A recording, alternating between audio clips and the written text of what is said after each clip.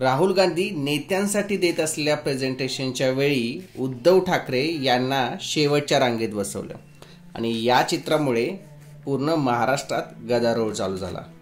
त्यांचे विरोधक बोलायला लागले की उद्धव ठाकरेंना दिल्ली दरबारी काही किंमतच नाही।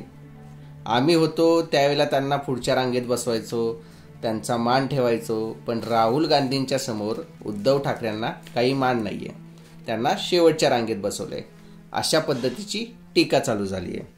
उद्धव ठाकरे हे दिल्लीत इंडिया गाडीच्या बैठकीला शेवटच्या रांगेत बसल्याच्या मुद्द्यावरून राजकारण तापलेलं आहे। या मुद्द्यावरून ते भाजपसोबत होते त्यावेळेला त्यांना मान होता, पण त्यांनी हिंदुत्व सोडले, आता त्यांच्या पत्रात अपमानाची शेवटची रांग आली आहे, अशी टीका भाजपने केली आहे।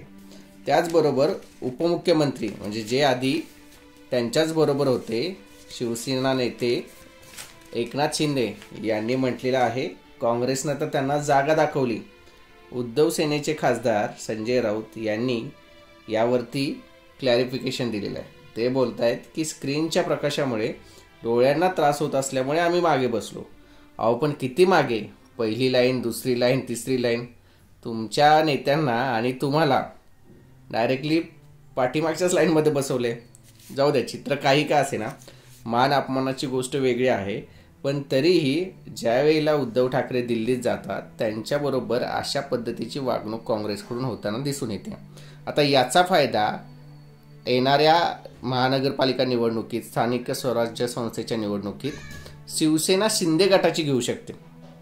कारण ते पुन्हा बोलू शकतात की उद्धव ठाकरेंना आम्ही बोलत होतो हिंदुत्व सोडू नका, आम्ही हिंदुत्व पकडून भाजप बरोबर आलोय, हिंदुत्व सोडल्यामुळे उद्धव ठाकरेंची अवस्था काय झाली आहे, त्यांना कशा पद्धतीनं लोक वागणूक देत आहेत, आणि याच मुद्द्यामुळं आगामी निवडणुकीमध्ये शिवसेना शिंदे गटाचं पारडं जड होईल का शिवसैनिकांच्या मनात?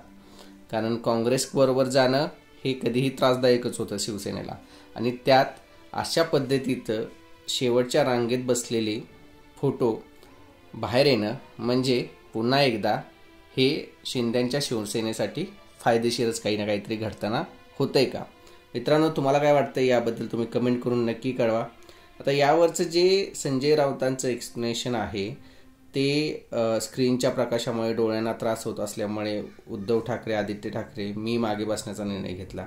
पण उद्धव ठाकरेंना होईल, तुम्हाला त्रास होईल संजय राऊतांना, पण आदित्य ठाकरेंना सुद्धा स्क्रीनचा त्रास होतोय का? तुम्ही जर तो फोटो पाहिला तर बरोबर अंतर आहे, तिथे अंतर चांगलंसं ठेवलेलं आहे जिथे राहुल गांधी पुढे बसलेत आणि तिथून प्रेझेंटेशन त्यांनी चालू केले नेत्यांसाठी। आणि अशा परिस्थितीत काही मजबुरी आहे का नक्की उद्धव ठाकरेंची की जिथे त्यांना काँग्रेसकडून चांगली वागणूक भेटत नाहीये, पण भाजपपासून दूर राहायचंय म्हणून काँग्रेसच्या समोर उभं राहावं लागते त्यांना? तुम्हाला काय वाटतं मित्रांनो? कमेंट करून नक्की कळवा।